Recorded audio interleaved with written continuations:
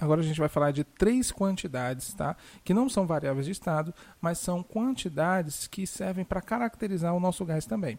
São eles o número de mol, a massa e a massa molar, tá? Isso aqui vocês já estudaram em química, então eu vou só reforçar esses conceitos. O número de mol, ele é caracterizado pela letra N, ele é representado pela letra N.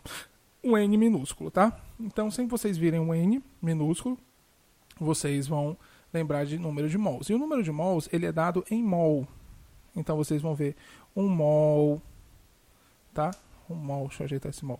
1 mol, 2 mol, e aí vai. Tranquilo?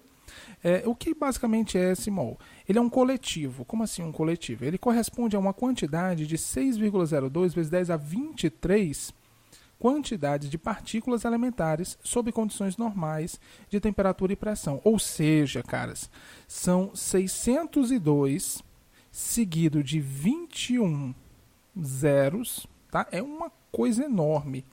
Seguido de 21 zeros, tá? Enclausurados dentro de uma caixa. Ou seja, caras, se eu tenho um pote que tem um gás ideal dentro, aqui, tem o meu gás aqui dentro, tá? E ele está a 1 atm de pressão e a uma temperatura de 273 Kelvin, então ele vai ocupar aproximadamente aí 22,4 litros. Eu tenho certeza que aqui dentro tem 1 mol do meu gás, ou seja, aí dentro tem 6,02 vezes 10 elevado a 23 moléculas do meu gás, tá ok? Isso aqui é um coletivo, ou seja, eu posso ter 1 mol de cadeiras, tá? Que corresponderia a isso aqui de cadeiras. Eu posso ter 1 mol de dinheiro, já pensou 1 mol de dinheiro, tá? Mas o que a gente usa necessariamente para mol é para trabalhar com gás, tá? Com moléculas ou átomos também, tá bom? Pronto. 2 mols seria o dobro disso. E aí vai. Outro conceito é a massa, que vai ser representado pela letra M, tá ok? No SI, a massa ela é dada em quilogramas, mas a gente vai utilizar principalmente ela em gramas, tá? A massa ela é basicamente quantidade de matéria, o quanto de matéria eu tenho daquele gás. E já a massa molar, ela não é necessariamente a quantidade de matéria. Ela é quanto de matéria existe em 1 mol de um gás, tá? E como é que a gente vai representar a massa molar? A gente vai representar a massa molar por um M maiúsculo. E a unidade da massa molar, ela é o grama por mol. Ou seja, a quantidade de gramas, a quantidade de matéria que eu tenho em cada mol. Como assim, professor? Imagina só, que você pega 1 mol de gás oxigênio. Tá? Eu pego uma caixinha, encho de gás oxigênio, é o meu gás feliz aqui, tá? Oxigênio é O2. E eu sei que aqui dentro tem 1 mol. Professor, como é que você sabe que aqui dentro tem 1 mol? Porque eu fui lá e medi a pressão com um barômetro. Aqui, ó, deu 1 atm.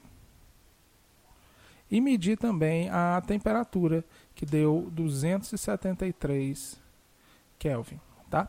Então, se eu tenho essa pressão e essa temperatura, eu sei que aqui dentro eu tenho 1 mol. Ou seja, eu tenho 6,02 vezes 10 elevado a 23 moléculas de oxigênio. Isso é molécula para baralho, não é verdade? Então, ó, eu vou lá e peso. Aqui numa balança o meu gás. E esqueço aqui o peso do recipiente, tá? Ele vai dar aí, no caso do gás oxigênio, ele vai dar 32 gramas. Só que eu vou representar isso aqui sendo 32 gramas por mol, tá? Então, isso daqui corresponde à massa molar do gás oxigênio. Ou seja, cada mol de gás oxigênio possui 32 gramas, tá ok? É um pouco diferente da massa, né? Porque a massa é a quantidade de matéria total. Já a massa molar é a quantidade de matéria que nós temos em 1 mol. Tá? Se você pegar um outro gás, por exemplo, se você pegar o gás hidrogênio, que é o H2, tá?